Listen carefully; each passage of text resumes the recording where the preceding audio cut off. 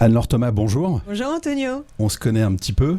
On va parler de L'Oréal, de la politique de L'Oréal et surtout de témoignages de collaborateurs, ce qui est un peu la particularité de notre échange aujourd'hui.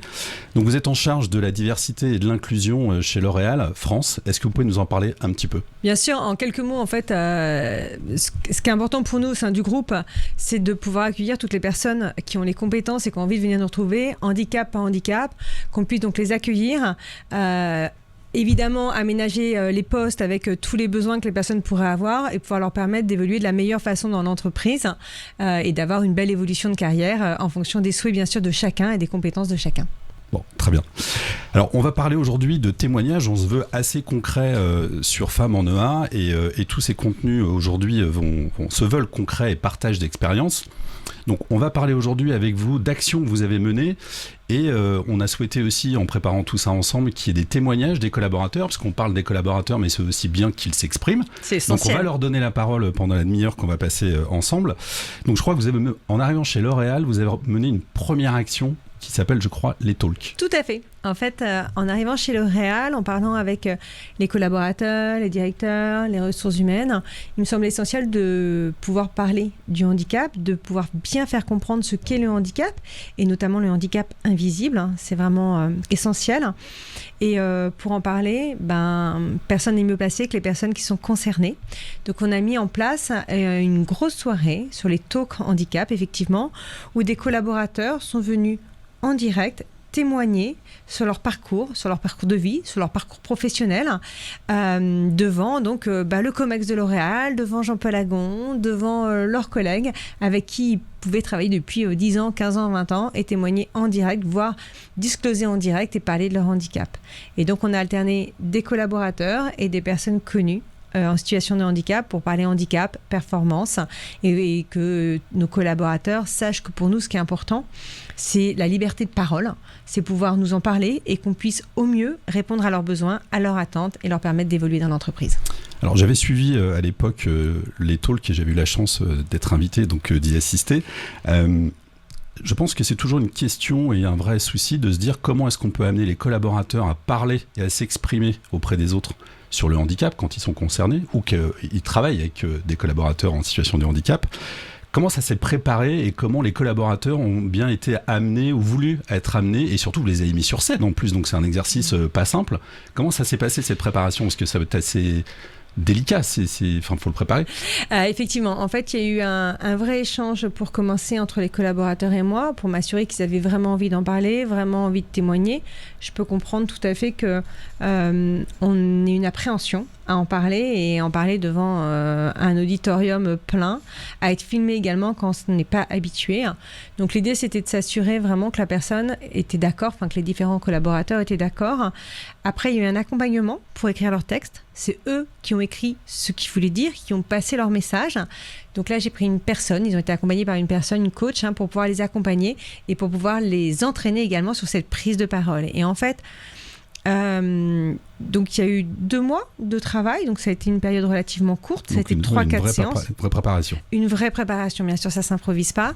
Et puis il y a eu un travail ensemble et des répétitions, 1 ou 2 répétitions ensemble dans cet auditorium, donc c'est assez impressionnant. Ce qui m'a marqué, c'est la cohésion et l'entraide entre tous nos collaborateurs, et il y avait 5 témoignages externes également. Ça a fait vraiment une équipe soudée tout au long de la préparation, tout au long du témoignage, et ce qui m'a particulièrement touchée, j'ai envie de dire, c'est que après, ça s'est poursuivi dans le temps. Ça, c'était vraiment important. Il y a une solidarité qui a été incroyable. Ce qui a été aussi important dans la préparation, c'est d'avoir des témoignages très différents. Donc, on a eu le témoignage, par exemple, d'un RH aussi, pour parler du recrutement, du maintien dans l'emploi et de l'évolution de carrière. C'est important. On a une maman en situation de handicap avec un enfant en situation de handicap également qui nous a parlé de la conciliation des temps de vie. C'était un point qui me semble également important de parler. Et puis, d'autres personnes pour parler de leur handicap invisible. Donc, on a eu par exemple Alexandra qui a fait un témoignage qui nous a bien marqué, qui nous expliquait que, en fait, elle a 80 ans dans son corps, 25 ans dans sa tête et 40 à l'état civil.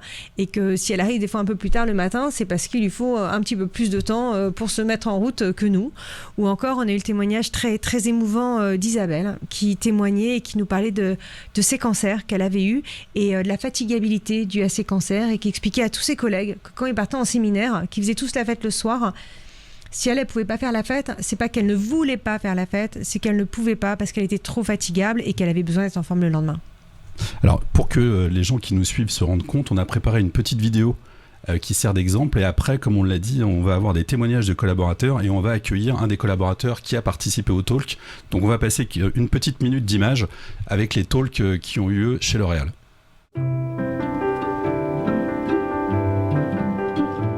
Il y a 11 ans, j'ai eu la chance et l'opportunité, un challenge formidable, d'encadrer un stagiaire apprenti qui allait intégrer mes équipes.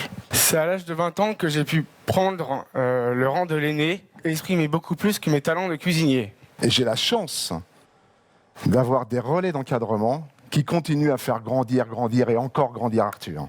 Cette liberté, c'est une boule d'énergie. Elle me rend vivant, voire même bon vivant. J'ai beaucoup aimé avoir mon territoire de liberté le jour où on m'a confié la responsabilité de la salle du restaurant. N'ayez pas peur des différences. Regardons aussi tout ce qui nous lie. Regardons aussi tout ce qui nous rapproche. Nous avons besoin d'être accompagnés, mais surtout d'être compris. Nous avons notre propre réalité, et c'est ce qui fait notre singularité. Plus fort que tout, c'est l'envie d'exister. Bravo Arthur.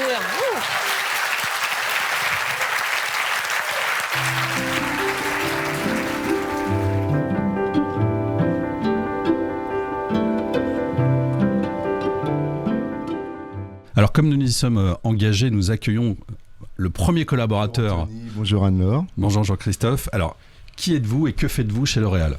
Alors, moi, je travaille au restaurant d'entreprise. Je suis le chef de cuisine du restaurant d'entreprise à Clichy, au siège. Très bien. Alors, on a vu, selon les images qui viennent de passer, que vous êtes monté sur scène. Et il me semble bien de mémoire qu'en plus, il y avait une partie du COMEX de L'Oréal qui était là. Donc, ça a dû être une expérience.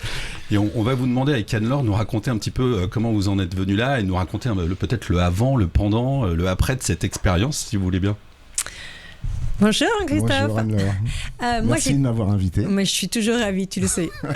Dis-moi, moi j'avais très envie que tu puisses nous dire pourquoi tu as accepté ce challenge, parce que c'était un challenge avec Arthur, tous les deux, ensemble. Pourquoi vous m'avez dit oui, tout simplement, quand je suis venue vous voir et que je vous ai dit est-ce que vous voudriez bien faire partie de l'aventure ? Bah écoute, cette aventure elle était superbe parce que c'était la première fois qu'on faisait un talk avec Arthur et on a appris plein de choses. On a été coaché pendant 2 mois avec une personne formidable et au début je pensais que le talk c'était de lire une phrase ou sur une feuille ou sur un prompteur, mais en fin de compte non, il y a rien du tout de cela et j'ai voulu même un peu tricher, me mettre une oreillette et d'avoir le texte pour bien répéter mon texte, et c'est là qu'Arthur m'a dit et c'est pour ça qu'on fait un bon binôme tous les deux, il m'a dit non, on ne triche pas dans un talk, il faut y aller, il faut envoyer. Donc c'est pour ça qu'on a voulu faire ce talk ensemble. Alors qui est Arthur ? Alors Arthur, c'est un apprenti qui est arrivé il y a une 15aine d'années maintenant, et que L'Oréal m'a donné la chance de faire rentrer dans mes équipes une personne qui avait un handicap. Et on s'est tous remis en question, les équipes, moi en tant que manager, Arthur, et tout ça, ça a fait on est quand même une 20aine de personnes, hein, et une ambiance de folie où on a appris plein de choses, où il a appris plein de choses, où les équipes ont appris plein de choses. Et ça, c'était super intéressant pour tout le monde. Et je le dis encore, je remercie L'Oréal de nous avoir donné cette chance-là. Donc vous avez préparé ensemble ce talk avec Arthur, ce dont vous nous parliez ? Exactement, moi je voulais savoir, donc vous avez témoigné ensemble, on l'a dit, devant un grand nombre de personnes, vous avez été filmés, parce qu'on a réutilisé les films après pour tous ceux qui n'avaient pas eu la chance de vous voir. Est-ce qu'il y a eu un avant et un après ce talk ? Oui, complètement. L'avant, c'était déjà de travailler ce talk, d'être ensemble, de rencontrer toutes les personnes qui faisaient ce talk, où c'était super intéressant, où on a appris des leçons de vie, incroyable, la personne qui a pas de jambes, pas de bras, qui traverse la Manche. C'est Philippe Croison. Oui, un chef de cuisine qui épluche un oignon 10 fois plus vite que moi et qui l'émince 10 fois plus vite que moi, sachant que moi j'ai mes 2 mains. Enfin, on a appris Isabelle qu'on a connue, tous ces gens-là, c'était formidable. Il y a eu des super histoires, des leçons de vie incroyables. Et tout ça, moi, ça me touche parce que j'en ai aussi, et Arthur aussi a des histoires et on le vit tous les jours et c'est que du bonheur. Ça, c'était l'avant. L'après, c'est avec Arthur, on a eu plein de contacts. Les gens ont vu Arthur complètement différent et il y a eu plein de retours de progrès, de remise au point. C'est une chance incroyable ce talk de l'avoir fait. Parce qu'il faut le faire, c'est pas évident, même pour Arthur. Arthur s'en est sorti presque mieux que moi, parce que c'est vrai, parce que c'était. Vous êtes tous très bien sortis. C'était aussi compliqué pour lui et pour moi, mais on s'en est sorti et franchement, c'est merci qu'on ait la chance de l'avoir fait. Alors, ça a changé la vie de manager, ce que vous nous dites. Complètement. Et est-ce que vous avez vu peut-être Arthur aussi changer? Oui, aussi. Avec cette expérience On a tous changé. Les équipes, nos patrons, nos N+1, nos N+2, et la direction. On s'est adapté, tout le monde s'est adapté. Et c'est une chance, et c'est comme ça qu'on grandit. Moi, je dis qu'il faut, dans une grosse équipe, tout le monde est différent, tout le monde a un handicap. Moi, le premier. On a tous quelque chose à apprendre, on a tous quelque chose à se remettre en question. Il faut s'écouter, il faut s'entendre, il faut analyser et on avance. Et c'est comme ça que Arthur grandit à une vitesse où tout le monde en est fier. Une dernière question. Connaissant pas mal d'entreprises, parfois des difficultés, développer des politiques handicap. La gestion de quelqu'un en situation de handicap, on peut comprendre qu'il y a des freins quand on ne connaît pas, qu'il y a des situations totalement différentes et très diverses, etc. Si vous aviez un petit mot à passer à des managers qui auraient le même rôle que vous, en capacité demain de recruter dans leurs équipes, est-ce que vous avez un mot à leur dire ? Alors j'en ai plein. Il faut être à l'écoute, il faut être patient, il faut comprendre. Il faut comprendre et se mettre dans la situation et se poser les bonnes questions. Ne pas répondre tout de suite, étudier. C'est un rôle de management, de manager. Tout le monde est différent. Et quand ça c'est atteint et c'est gagné, c'est que du bonheur. Que du bonheur. Parfait. Merci beaucoup, Jean-Christophe. Merci beaucoup, Jean-Christophe, je vous en prie. pour votre témoignage. Merci et puis, je pense, en tout cas ici sur le plateau, votre sourire, votre émotion, elle est communicative. Et j'espère qu'elle passe aussi à l'écran. J'ai une petite pensée à Isabelle du talk. Voilà. Moi aussi. Qu'on embrasse très fort. Merci beaucoup, Jean-Christophe. Alors, Anne-Laure, on va parler des actions suivantes, parce qu'on va encore une fois en parcourir quelques-unes. On va parler maintenant, je crois, de l'expérience, pour le dire comme ça, RQTH, avec un témoignage de collaboratrice qui va en parler maintenant. Donc, est-ce que vous pouvez nous introduire un petit peu ce sujet, et puis on va évidemment passer la parole. Oui, moi je suis ravie qu'on puisse accueillir Déborah Gosset, qui va pouvoir nous parler en fait. Le sujet qu'on a eu avec Déborah, quand je l'ai rencontrée, alors je la vois tous les jours, Déborah, parce qu'on a un bureau très proche l'une de l'autre. Et Déborah, c'est l'exemple parfait du handicap invisible. J'avais pas du tout vu que Déborah avait un handicap, et un jour elle est venue m'en parler, elle est venue, on a échangé toutes les deux, et la façon dont elle parlait de son handicap, la façon dont elle parlait de sa reconnaissance, je trouvais que c'était extrêmement pertinent, extrêmement intéressant, et j'avais qu'une envie, c'est qu'elle puisse le partager. Et donc je suis très contente qu'on puisse accueillir Déborah Gosset aujourd'hui avec nous pour qu'elle puisse apporter son témoignage. Très bien, effectivement, c'est l'objet de notre échange aujourd'hui. Donnons la parole aux collaborateurs. Exactement. Et aux collaboratrices. Donc on va se connecter avec Déborah tout de suite. Bonjour Déborah. Bonjour, c'est bon là, je suis en ligne. Absolument, on vous entend, on vous voit. Donc bonjour et merci d'être parmi nous. Anne-Laure, donc vous avez vu ensemble de participer aujourd'hui à ces témoignages. On va parler d'une petite histoire qui est la vôtre. Donc Anne-Laure, est-ce que vous voulez bien poser des questions à Déborah ? Bien sûr. Moi, Déborah, j'avais très envie que tu nous expliques pourquoi tu as donné ta reconnaissance et comment ça s'est passé, tout simplement. Bien sûr. Alors moi, j'ai rejoint le groupe L'Oréal sans savoir ce qu'était une reconnaissance RQTH et sans même considérer avoir un handicap. Puisque pour moi, enfin, c'est quelque chose qui est invisible. Je le considérais plutôt comme un défaut technique qu'un handicap. Et puis finalement, après rendez-vous avec le médecin du travail, il m'a expliqué qu'effectivement, ce que j'avais pouvait être reconnu en tout cas comme étant un handicap. Il m'en a expliqué les avantages dont j'avais absolument aucune idée. Euh, et ça, vraiment, c'est ce qui m'a aidé finalement à me dire, bon, bah, ok, certes, moi, je vis très bien ma situation aujourd'hui, mais peut-être que je peux aller plus loin et que je peux obtenir un petit peu plus d'aide que ce que j'ai aujourd'hui. Donc c'est pour ça que j'ai décidé finalement de faire cette reconnaissance, de l'assumer. Et puis aussi, je me suis dit, j'avais peut-être cette crainte au début de me dire, je suis jeune, je veux pas qu'on se dise, bon bah voilà, elle a été embauchée potentiellement parce qu'elle a ce handicap ou elle a eu peut-être un traitement de faveur. Et puis, je me suis aperçue que finalement, cette reconnaissance, elle restait le médecin du potentiellement mon DRH et c'est tout. Et qu'après, c'était mon choix personnel de l'assumer et de le dire autour de moi, à mon N+1, mon N+2 et à mon équipe. Donc, véritablement, je pense que ça m'a beaucoup aidé.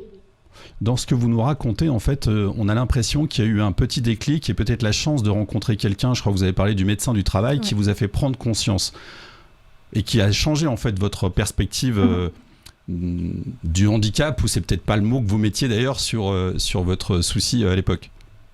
Oui, complètement. Complètement. Et je pense que ça soulève l'importance aujourd'hui pour les entreprises d'avoir une politique diversité et de communiquer avec ses employés. Puisque sinon, moi, je n'aurais jamais parlé de ce problème que j'ai aujourd'hui, de ce problème auditif. Je n'aurais jamais mis en avant ma reconnaissance. Et in fine, je n'aurais jamais eu les aides que j'ai obtenues, aides financières d'une part pour me faire faire un appareil auditif que je n'avais pas à l'époque, donc ça m'a aidé.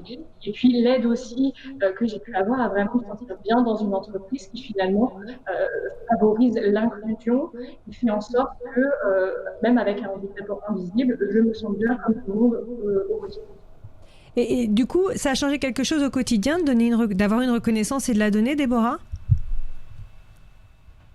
Alors j'ai envie de dire oui et non. Oui, parce que grâce à ça, j'ai pu obtenir les aides dont j'avais besoin et avoir l'appareil auditif qui finalement m'a tant manqué pendant toutes ces années. Et ça, j'ai vraiment vu une différence.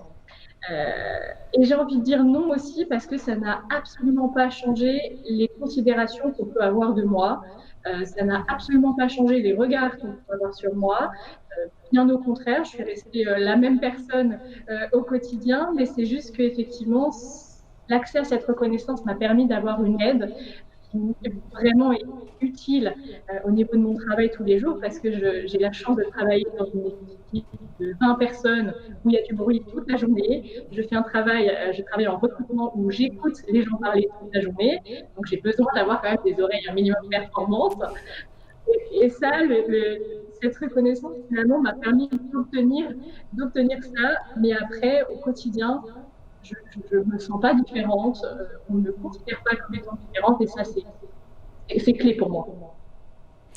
Merci beaucoup. C'est vraiment un témoignage qui est important pour nous, je crois, et qui reflète un grand nombre de témoignages qu'on a de nos collaborateurs. Donc, merci, Déborah. En préparant ce passage, Déborah, juste une petite dernière question peut-être. En préparant ça, on avait vu ensemble effectivement votre rapport avec l'entreprise et vous en avez parlé toutes les deux. Quel est votre rapport avec l'équipe ? Parce qu'en fait, ça se vit au quotidien et je pense que l'équipe et votre environnement de travail quotidien, il est important aussi. Je crois que ça fait même l'objet de quelques blagues, etc. Vous m'aviez raconté 2-3 choses. Donc comment vous le vivez ça ? Parce que l'entreprise, c'est une chose, mais finalement le quotidien, l'espace de travail, vos collègues de tous les jours ? Je pense que j'ai la chance d'avoir une équipe absolument géniale, très compréhensive et finalement on utilise l'autodérision à toutes les sauces et moi ça me va très bien. J'avais peur honnêtement au début de montrer un petit peu ce problème que j'ai. J'avais peur qu'on voit mon appareil auditif, j'avais tendance à le cacher et puis à un moment je me suis dit plutôt que de ne pas le dire et que les gens se disent mais elle nous écoute ou pas, Bon, je l'ai dit, et puis finalement, ça a changé cette petite crainte que j'avais. Aujourd'hui, je le vis vraiment très bien. Quand j'entends pas, je le dis, on le comprend, on répète, et puis on en rigole même. Euh, et, euh, et vraiment, c'est un bonheur, de tous les jours d'avoir autour de moi des gens aussi compréhensifs, et je souhaite à chacun et chacune de pouvoir connaître ça. Parfait. Merci beaucoup, Déborah. Merci d'oser témoigner. Parce qu'effectivement, il faut oser le faire. Tout à fait. Et du coup, ça va faire le lien avec notre sujet et exemple d'action juste après, qui est une campagne de communication que vous avez organisée chez L'Oréal, qui s'appelle « Osez être vous ». Ouais. Donc, est-ce que vous pouvez nous raconter cette campagne de communication ? En fait, on parlait des talks tout à l'heure. Et ce qui a été très important pour nous dans les talks, je vous parlais de cet esprit d'équipe, cette solidarité, c'est que suite au témoignage, de nombreux collaborateurs sont venus me voir en me disant « Mais merci, parce que enfin, ce sont les personnes en situation de handicap qui prennent la parole. Est-ce qu'on pourrait continuer à témoigner, mais témoigner nous, s'il te plaît, alors, on n'a pas envie que ce soit des campagnes qui ne nous représentent pas ou qui ne nous ressemblent pas. » Donc, juste après le talk, je crois 15 jours après, on était en train de se dire, on va faire un prolongement de cette première campagne Osez être vous. On va décliner les talks en campagne d'affichage. Et donc, on a eu, je crois, en une semaine, une vingtaine de collaborateurs qui voulaient témoigner. C'était important pour moi d'avoir des hommes, d'avoir des femmes, d'avoir des gens de tout âge pour parler du handicap, parce qu'on le sait, le handicap, ça nous concerne tous. Et on avait donc cette campagne d'affichage sur le thème « Oser ». Oser parler de mon handicap m'a permis de, oser parler de mon diabète m'a permis de, etc., etc. Et donc, c'est dans le cadre de cette campagne que j'ai rencontré Hubert Moret qui va témoigner aujourd'hui. Absolument. Donc, nous avons un autre témoignage sur les sujets qu'on traite ensemble aujourd'hui, qui est Hubert Moret, qui a participé à cette campagne Osez être vous. Hubert, bonjour. Bonjour. Bon, merci aussi à vous d'être parmi nous et de oser être vous, mais de oser témoigner. Donc, vous allez avoir un petit échange avec Anne-Laure sur cette expérience que vous avez vécue et peut-être, évidemment, ce qu'il en reste encore aujourd'hui, parce que tout ça, c'était pas éphémère. Non, tout ça se prolonge dans le temps et c'est ça qui est important aussi, c'est que ce soit pas un one-shot, mais ça continue. Et Hubert est en train de participer en ce moment à la saison 2 de cette fameuse campagne Osez être vous. Donc, j'en suis ravie et j'en profite, Hubert, pour te remercier. Hubert, moi, j'avais très envie de te demander, pour ma première question, c'est un peu comme j'ai demandé à Jean-Christophe, pourquoi tu as accepté de participer à cette campagne ? Qu'est-ce qui fait que tu as été OK pour qu'on vienne sur ton lieu de travail, sur ton site, faire un shooting photo avec d'autres de tes collègues d'ailleurs, et que tu puisses participer à cette campagne Osez être vous ? Alors déjà, je dois remercier Kevin Jagulac qui a un petit peu insisté et qui m'a convaincu de le faire, parce que mon premier handicap, c'est la timidité avant le reste. Et finalement, j'ai accepté parce que ça pouvait me permettre aussi de libérer en fait cette sensation d'être handicapé et de pas vouloir le dire parce qu'on ne sait jamais ce que les autres vont en penser, ce que ça va apporter. Donc c'est surtout pour ça que j'ai fini par accepter. Ça a été un moment de soulagement, quoi. D'accord. Et le fait d'avoir témoigné, du coup, d'avoir fait cette campagne, qu'est-ce que ça t'a apporté, toi, personnellement ? C'est vraiment un soulagement, en fait, de pouvoir dire, voilà, je suis handicapé, quoi. Finalement, c'est pas une honte. Tout à l'heure, Déborah parlait du médecin du travail. Moi, c'est pareil, c'est le médecin du travail qui m'a convaincu de faire la déclaration RQTH. Je savais pas ce que c'était non plus. Quand on m'a expliqué, en fait, au départ, ça m'a fait peur. Moi, je suis quelqu'un qui faisait pas mal de sport, de bricolage et plein de choses que je peux plus faire aujourd'hui. C'était déjà assez difficile pour moi de me rendre compte qu'il y avait des choses que je pouvais plus faire. Et le fait de participer à la campagne Osez être vous, ça m'a fait me dire, finalement, tu perds rien, tu es comme tout le monde, tu vis pareil. Il y a des choses que tu fais pas, c'est pas grave, tu les feras autrement et puis c'est tout, quoi. D'accord. Et du coup, quand je suis venue te voir, là, il y a peut-être 1 mois ou 2 maintenant, pendant le confinement justement, et que je t'ai dit, Hubert, est-ce que tu acceptes de participer à cette prochaine campagne ? Qu'est-ce que tu t'es dit ? je me suis dit, il faut continuer. J'ai démarré. Euh, En fait, ce que je trouve intéressant, c'est enfin, le sentiment de bien-être que ça m'a apporté. J'ai envie de le partager et j'ai envie que les gens qui sont comme moi, qui sont trop timides pour dire les choses, passent le pas et se libèrent aussi, quoi. Alors du coup, Hubert, est-ce qu'on s'habitue à se voir sur des affiches ? Parce qu'on vient de voir cette affiche qui est d'ailleurs magnifique, hein, avec des très belles photos, etc. Donc vous voulez dire qu'on s'habitue à se voir sur une affiche, finalement, même en étant timide ? En fait, on a un petit peu de mal, mais bon, tu vois, honnêtement, je la regarde très très rarement. Euh, Et on bon, ne le verra pas je suis sur plus la beau prochaine sur la campagne. photo qu'en vrai. Non, mais effectivement, ça s'appelle oser être vous, il faut oser le faire. Vous parliez de Bien votre sûr. timidité, vous avez quand même franchi ce cap. Et puis j'imagine que, outre vous regardez ou pas sur l'affiche, évidemment, je plaisantais, je vous taquinais un petit peu, c'est surtout vos collègues qui vous ont vu. Oui, Et j'imagine que vous avez eu des retours aussi. Bon, j'ai eu plein de gens qui m'ont dit Waouh, t'es beau sur la photo, ça m'a fait plaisir. C'est-à-dire qu'en vrai, je ne le suis pas. C'est un bon début, c'est un bon début. Voilà. Non, ce qui était marrant sur le shooting photo, parce que c'était un moment très amusant quand même, c'était la séance maquillage, parce qu'on m'a maquillé jusque-là pour pas que ça brille. En 360 degrés, c'est ça ? Voilà, c'est ça.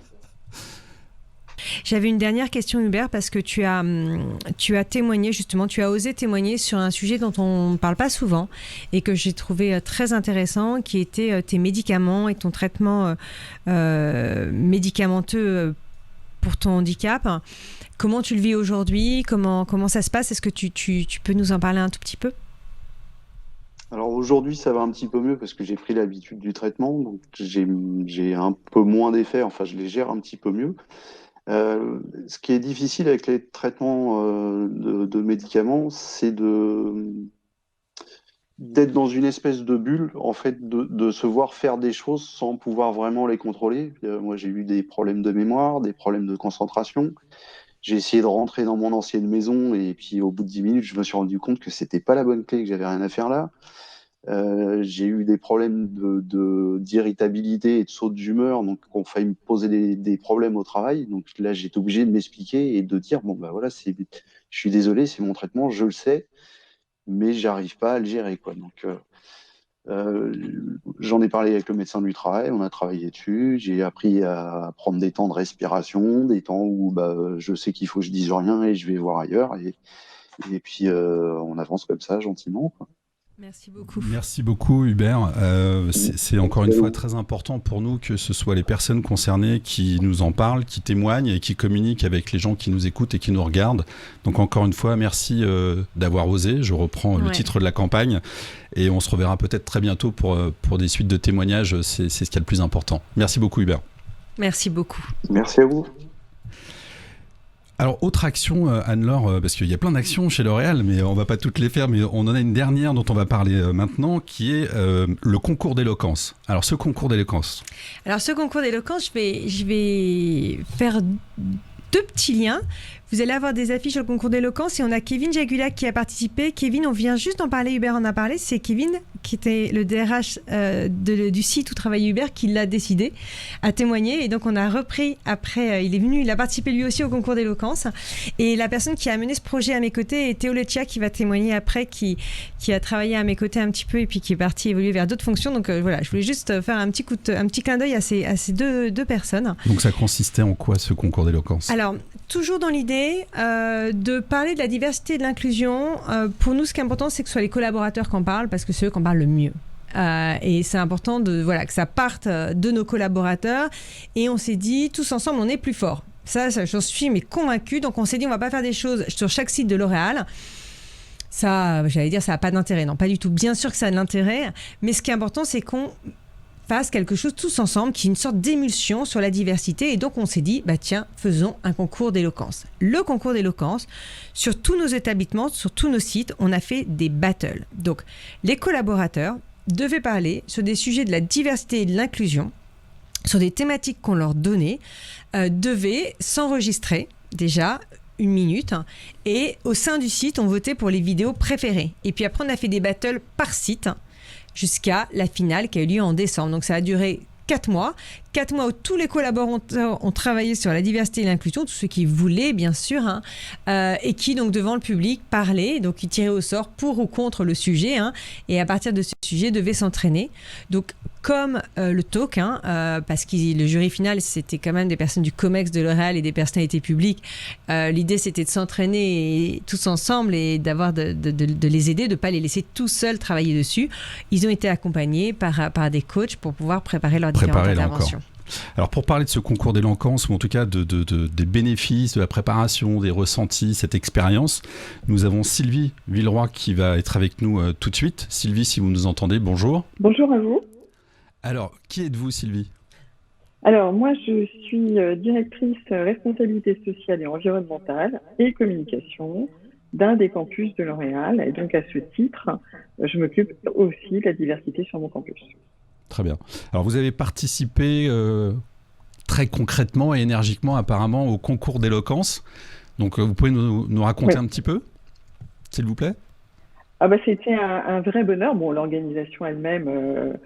C'était surtout Théo et Anne-Laure qui étaient à la manœuvre, mais le jour J, puisque chaque campus a eu la chance d'organiser des huitièmes et des quarts de finale sur son campus, j'ai eu le plaisir de co-animer avec Théo justement une session et ça a été vraiment un bonheur total. La salle était pleine, déjà ça fait plaisir sur des sujets de handicap, c'est pas toujours évident, enfin de diversité en général.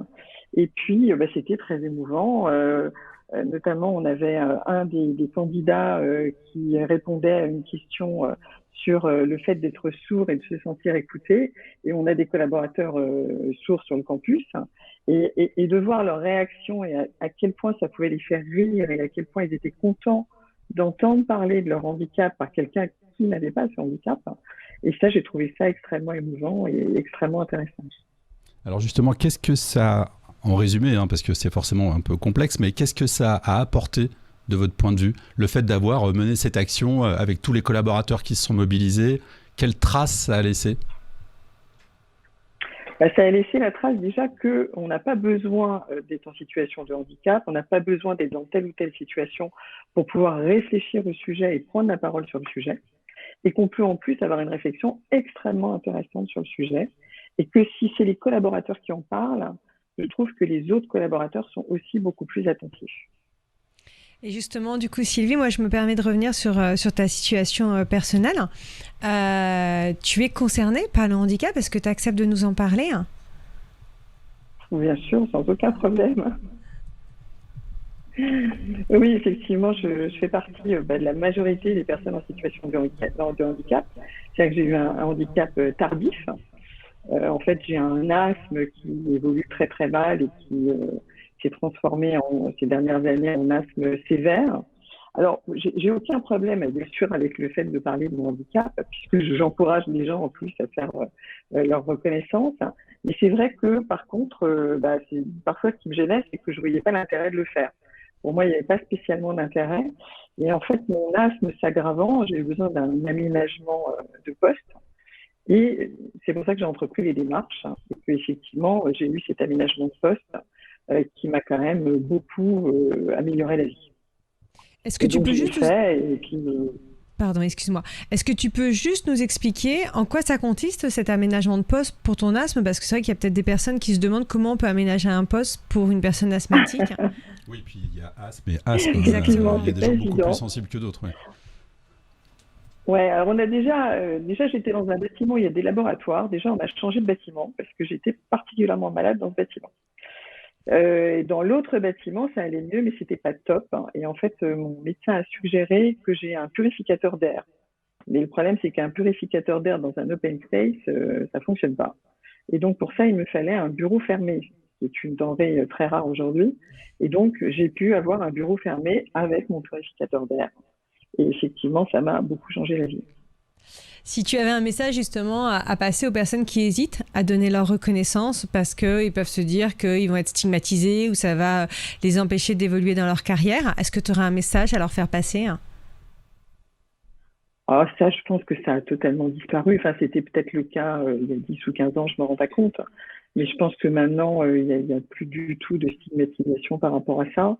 que la plupart du temps, de toute façon, moi je le dis sans problème, que je suis en situation de handicap, mais les gens n'en ont pas la moindre idée. Et pourtant, ils peuvent me voir avoir une crise sans penser que ça puisse être un handicap. Merci beaucoup Sylvie, merci d'avoir accepté de témoigner. Merci. Merci pour ce témoignage. Anne-Laure, on a souhaité pour finir cette intervention ensemble un témoignage de RH. On s'est dit que c'était bien de parler des collaborateurs, mais finalement il y a peut-être une vision un peu du dessus qui est le management et la RH. Et vous avez choisi de faire intervenir Théo qui nous a fait une petite vidéo. Alors pourquoi Théo ? Pourquoi Théo ? Tout simplement parce qu'on a travaillé ensemble, il a fait une mission avec moi de 7 ou 8 mois. Et j'avais très envie avant de prendre un poste de DRH de division en Suisse pour L'Oréal. Et je trouvais que c'était intéressant d'avoir la vision d'un DRH qui est passé par la diversité et qui puisse nous donner cette vision, au-delà du fait, bien sûr, que pour moi, c'était un vrai plaisir et un vrai bonheur de travailler avec lui. Alors, est-ce que vous pensez que tous les RH doivent passer d'abord par la diversité ? Je pense que c'est pas mal, en fait. Alors, on va voir la vidéo de Théo qui nous a fait un petit témoignage depuis la Suisse. Et ensuite, on va se dire au revoir avec un petit mot de conclusion. La fonction RH a un rôle essentiel à jouer dans l'intégration des personnes en situation de handicap en entreprise. Vis-à-vis des candidats, tout d'abord, le recruteur, c'est le premier contact. Il se doit d'écouter, d'être centré sur les compétences et d'échanger sur les aménagements potentiels pour une bonne intégration. Vis-à-vis des managers, évidemment, rassurer si le handicap freine ou bousculer l'organisation si les équipes ont besoin de diversité. Et enfin et surtout, vis-à-vis de la personne, en lien avec le médecin du travail pour identifier quels sont les aménagements nécessaires et avec la personne, évidemment, elle-même, pour déterminer le futur de son parcours professionnel. Il faut rassurer, écouter, donner confiance, parce qu'un collaborateur en situation de handicap, c'est un collaborateur comme un autre. Notre rôle en tant que RH, c'est de mettre en place les moyens, les aménagements, pour que chacun puisse se réaliser, s'épanouir et être pleinement lui-même. Anne-Laure, notre moment arrive à sa fin. Ouais. Donc, est-ce que vous avez un petit mot de fin ? Un petit mot de fin. Déjà, je suis ravie qu'on ait pu participer à cette table ronde. Je voulais vraiment remercier Déborah, Sylvie, Hubert, Jean-Christophe, Théo d'avoir témoigné, d'avoir participé à cette table ronde virtuelle. Un grand merci et je suis vraiment très fière de vous. Et puis, merci Antonio de nous avoir offert avec Femmes en EA cette possibilité, cette prise de parole. C'était un vrai plaisir. Bon, merci Anne-Laure, nous on est très fiers d'avoir L'Oréal à côté de nous et quand on voit tous ces témoignages et l'engagement qu'on ne connaît pas toujours d'une grande entreprise comme la vôtre, on en est particulièrement fiers. Donc merci à vous et à vos collaborateurs aussi d'avoir témoigné. Merci. Merci.